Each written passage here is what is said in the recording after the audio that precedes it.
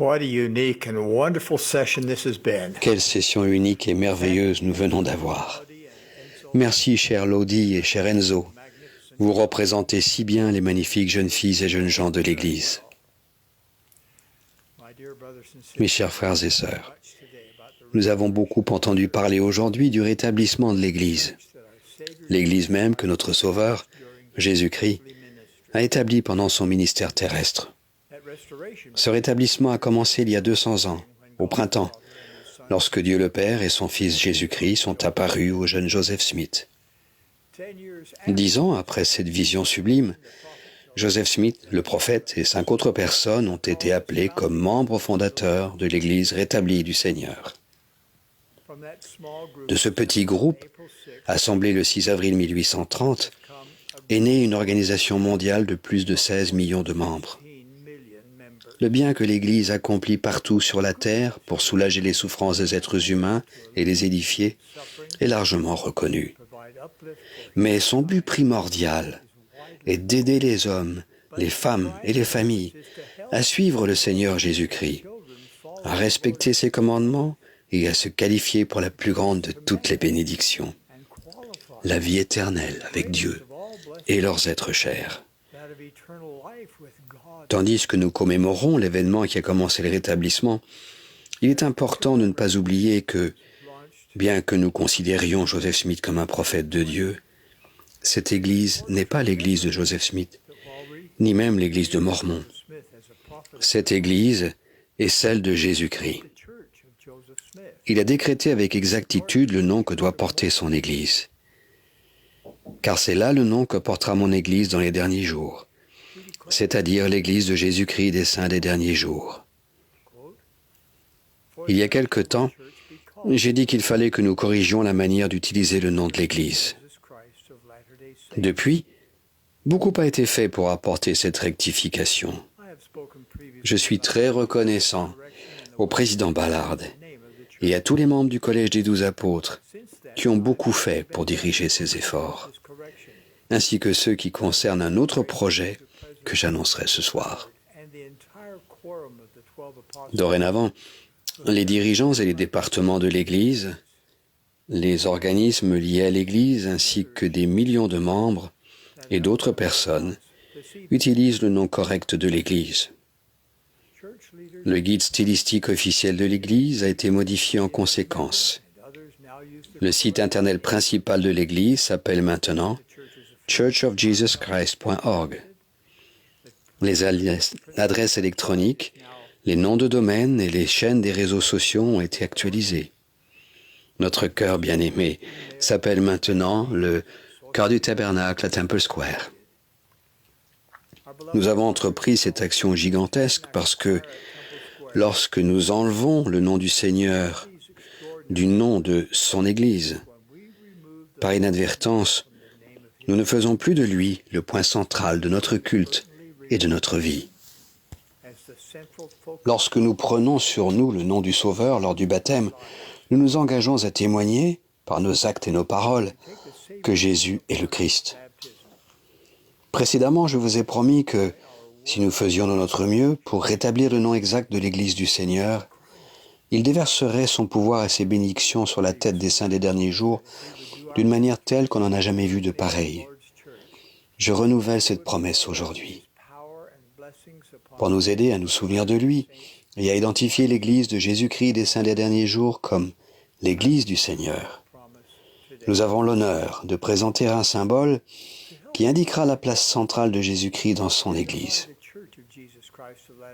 Ce symbole inclut le nom de l'Église inséré dans une pierre angulaire. Jésus-Christ est la pierre principale de l'angle. Au centre de ce symbole se trouve la représentation de la statue en marbre du Christus de Thorvaldsen. Elle représente le Seigneur ressuscité et vivant, qui tend les bras pour accueillir toutes les personnes qui vont à lui. Symboliquement, Jésus-Christ est debout sous une voûte. La voûte nous rappelle le Sauveur ressuscité, sortant du tombeau le 3e jour après sa crucifixion. Ce symbole doit sembler familier à de nombreuses personnes, parce que nous identifions depuis longtemps l'Évangile rétabli au Christ ressuscité et vivant.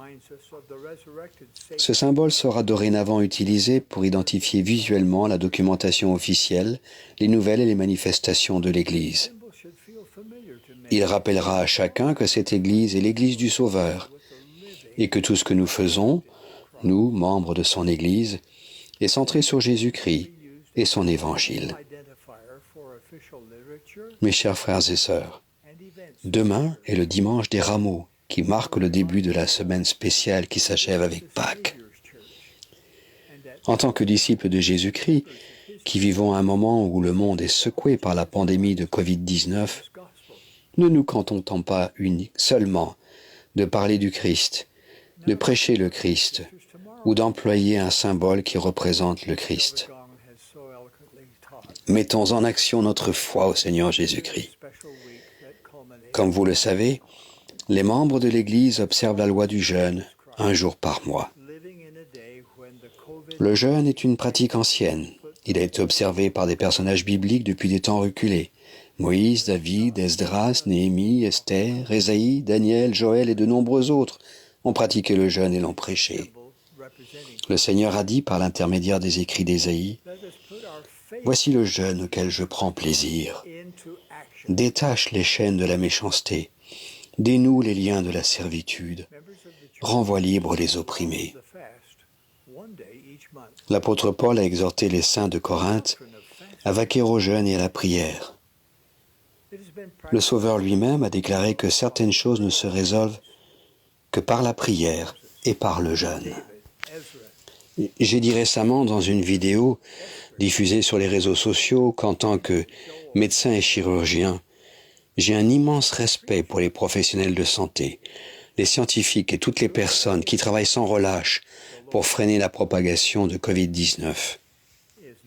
Aujourd'hui, en qualité de président de l'Église de Jésus-Christ des Saints des Derniers Jours et d'apôtre de Jésus-Christ, je sais que Dieu a tout pouvoir, toute sagesse et toute intelligence.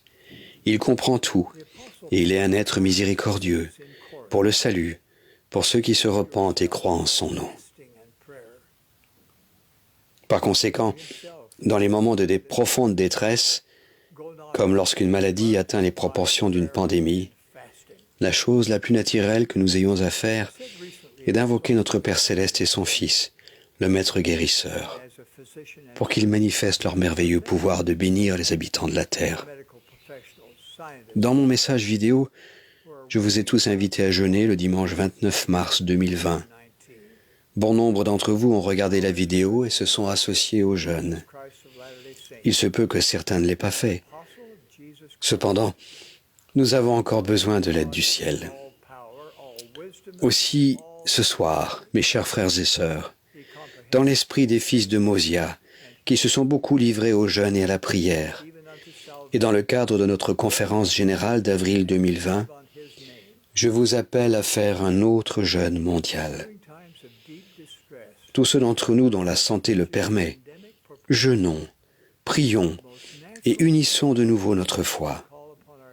Supplions Dieu de nous délivrer de cette pandémie mondiale. J'invite tout le monde, quelle que soit notre religion, à jeûner et à prier ce vendredi saint, 10 avril, afin que la pandémie actuelle soit contrôlée, le personnel soignant protégé, l'économie renforcée et la vie revenue à la normale. Comment jeûnons-nous ? Habituellement, nous nous abstenons de 2 repas sur une période de 24 heures. Mais vous devez décider de ce qui représente un sacrifice pour vous, tout en vous souvenant du sacrifice suprême que le Sauveur a fait pour vous. Unissons-nous en supplication pour la guérison dans le monde entier. Le vendredi précédant Pâques est le jour parfait pour que notre Père Céleste et son Fils nous entendent.